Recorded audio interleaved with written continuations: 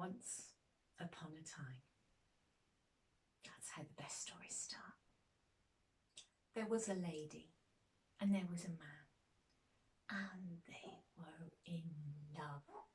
They were so happy together until one day they decided that what they really wanted was a baby. And so as the lady's tummy began to swell with the baby that was inside her, she started getting something called cravings. Now, cravings are where you really, really, really want something and you can't really think straight. You really want to eat something. And some ladies get cravings for ice cream. Other ladies get cravings for eating coal. But this lady, she had a craving for something called Rapunzel. Now, you've probably heard of Rapunzel because of fairy stories, and this is where the name comes from. You see, because Rapunzel is a kind of vegetable, a bit like a combination of radish and rocket. It's got a really lovely peppery taste. And this lady, she couldn't think of anything except for how much she really, really wanted that Rapunzel. And so she turned around to her husband, who she loved very much, and she said, "Husband, I think that if you don't get me some Rapunzel, I'm going to die." That seems a bit over the top to me, but that's what she thought, and that's how her pregnancy cravings worked. And so her husband, he searched. He searched far and wide. And in fact, the house next door had some Rapunzel. But the thing is that the house next door, well, it was owned by someone who had a bad reputation. Someone who was supposed to be a witch. Now, this lady was so scary that the man didn't want to go and knock on her door and ask her. So instead, he waited until it was dark and snuck over the fence between their houses. And he stood there in her vegetable garden and he saw all the tastiest vegetables. From cabbage to carrots to potatoes to runner beans to broad beans to all kinds of everything. And he looked upon the Rapunzel and he thought, a handful won't matter. So he grabbed a handful and then jumped back over the wall and back to his house. And he gave it to her wife and she made herself a salad and she ate that Rapunzel and she went, this is the most delicious thing. I feel much better now. Until the next day. Because the next day she woke up and she went, I'd really, really like some more of that Rapunzel. I feel like it was really good for me. I slept really well last night and as much as I really wanted it before, I want it 10 times more now. So I think, my darling, I think that I'm going to need to ask you to go and get some more. So the husband, he sighed. He loved his wife so much he would do anything for her. And so he decided to go and try and get her favourite vegetable. He waited once again until it was dark and jumped over the fence. But when he landed, their next door neighbour was there. And the witch looked at him and she said, "How dare you? How dare you go into my garden and try and steal my vegetables?" Well, the husband explained that his wife, she wasn't very well and she was just desperate for some Rapunzel. And the witch said, I will do you a deal. If you bring me that child as soon as it's born, then what I will do is let you have as much Rapunzel as your wife can eat. Well, the husband was at a loss. His wife had said that she felt like she would die desperation if she didn't get that vegetable. So he thought, what can I do? He loved her and he wanted her to be well. So he did the deal. He shook her hand. Then he jumped back over the wall with handfuls, fistfuls of that delicious Rapunzel. And his wife ate it happily. And she ate it day after day after day until she felt strong and healthy and gave birth to a beautiful baby girl. Now, that baby girl, as soon as she was born, whisked away by the witch next door. And she grew up in the witch's house, not knowing who her real mum and dad really were. And the witch looked after her. She made sure that she was healthy, fed her lots of yummy vegetables, and made sure that that young girl grew up until at the age of 12, she had beautiful, long, golden hair. She looked like the prettiest thing that you've ever seen. And the witch noticed this. And the witch thought, well, there are some not very nice people out there. I think it's going to be sensible to put the girl somewhere safe. So she took the girl to the very top of the tower.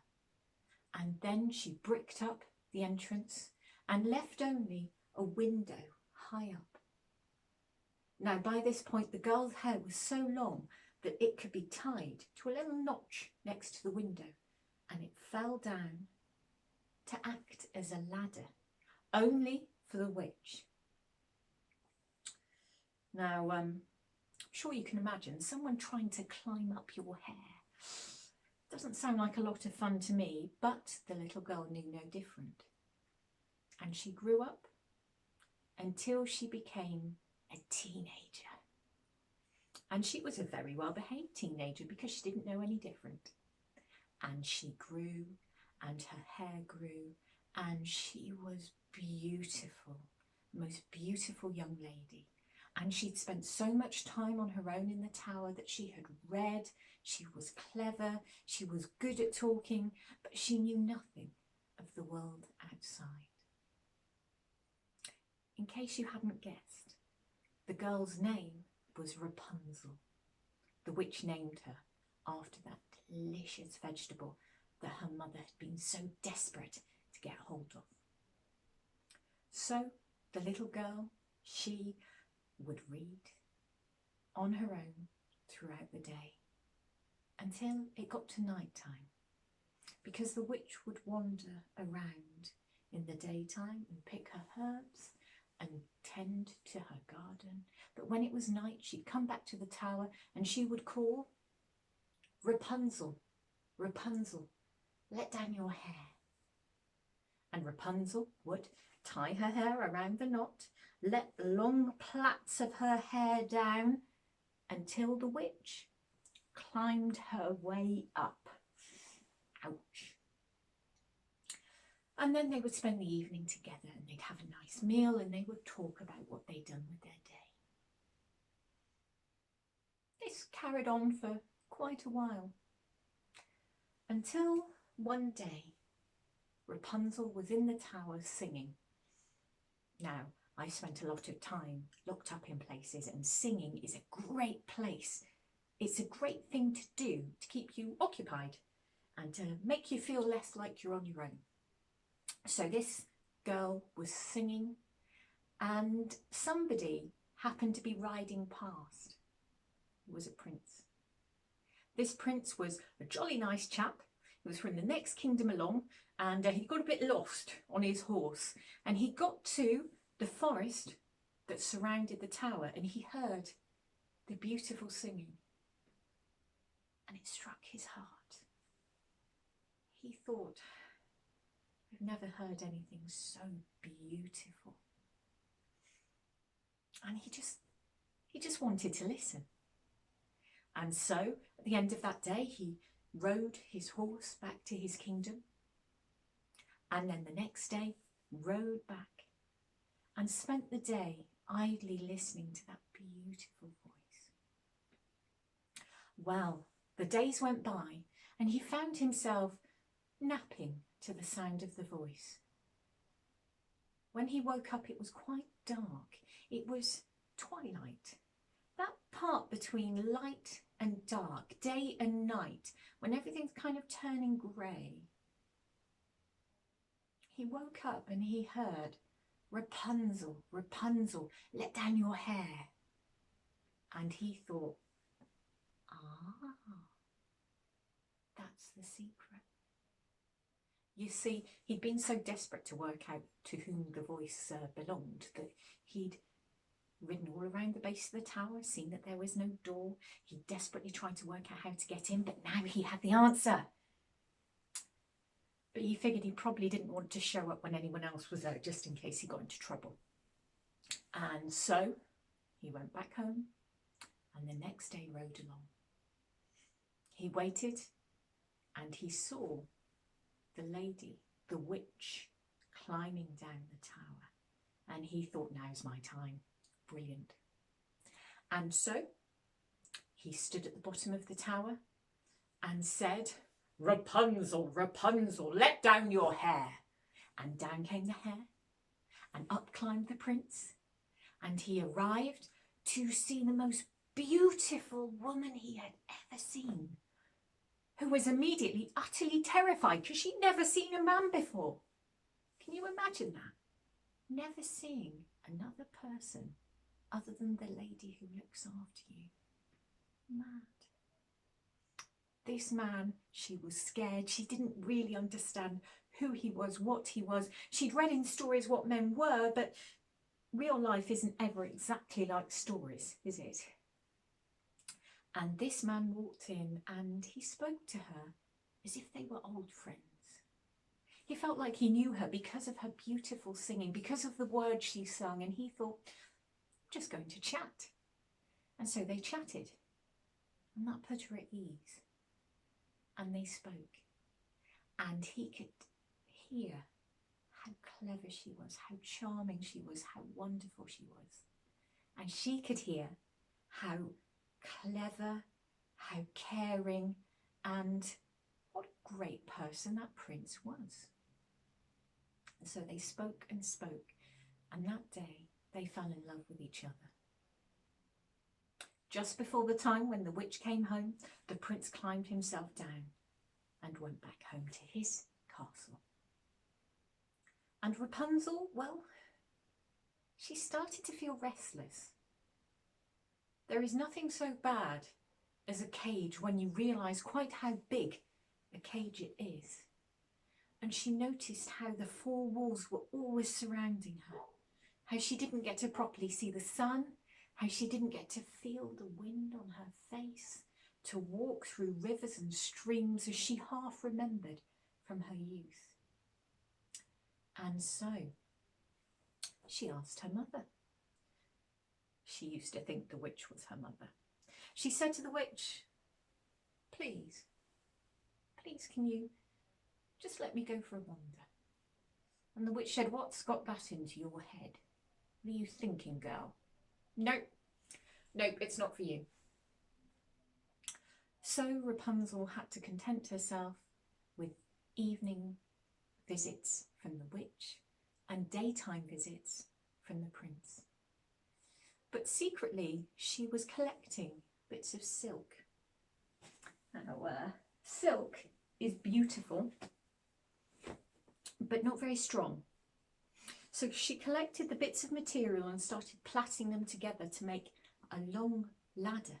So she wouldn't need to use her hair to go up and down from the tower, so she could escape. She plaited them together, plaited them beautifully. Only one day, she was in a bad mood. We all have our off days, even people in fairy tales. And the witch was climbing up her hair and she went, oh, why are you so much heavier? And she realised what she said as soon as she said it. nobody was supposed to know that the prince was visiting her, but she'd said it and she couldn't take her words back and put them back in her face. It was too late because the witch had heard. So the witch said, heavier than who? And Rapunzel, she was never very good at lying. So she told the truth. She said that a prince had been visiting her and she loved him and he loved her. And they just wanted to be happy together. Which made the witch angry because Rapunzel was hers. She'd made a deal for her. She was her property. Not for anyone else, not for a prince, just for the witch. And the witch took Rapunzel, cut all of her long, lovely hair off, and Rapunzel cried while she watched her hair falling to the ground. And she cried because she knew that the witch was going to do terrible things. Having cut her hair off, the witch used a spell to take Rapunzel to a desert, a big, horrible, barren place where the poor woman lived for a couple of months.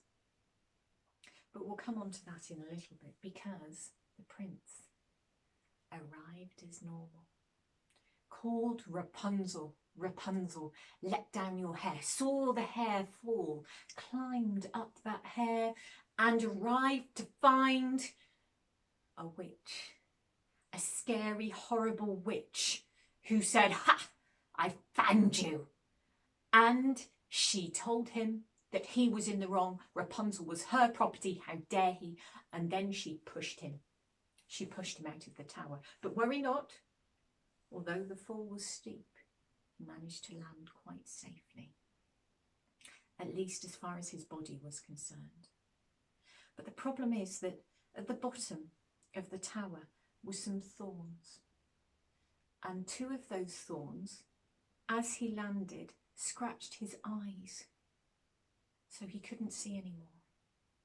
And he wandered.